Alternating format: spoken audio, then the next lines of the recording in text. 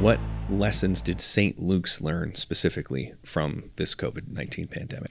From the very beginning, we knew that we were going to have an increased supply of personal protective equipment, or so-called PPE. As you know, there was a tremendous national shortage with that. So we didn't wait around for the government to save us in that kind of situation. We already knew that when some of the supplies that were put into effect from some of the governmental agencies, they were found to be totally inadequate. They had expired. The elastic bands, had rotted away. I can't tell you how bad the situation really was. It was virtually useless. So hopefully the government has learned something about that too.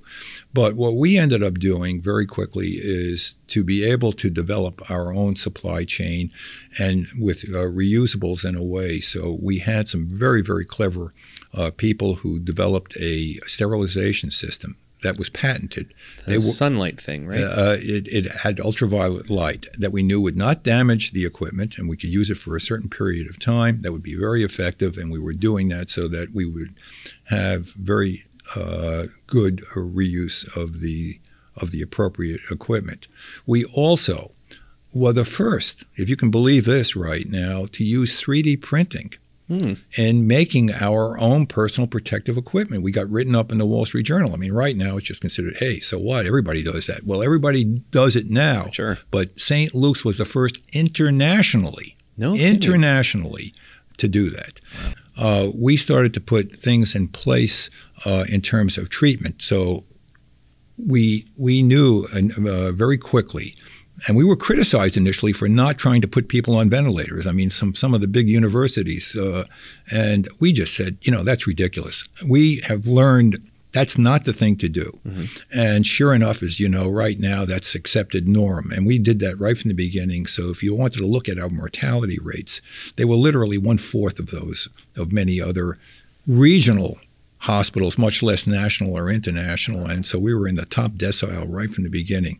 And obviously the use of other modalities like steroids, proning, et cetera, all of that, we were very early adapters, if not the earliest adapter to be using those. And we did not have to get this kind of bureaucratic approval. And I do credit that to our CEO, who is, for a good reason, the longest serving CEO in the country, because he has always said, don't be afraid to do things.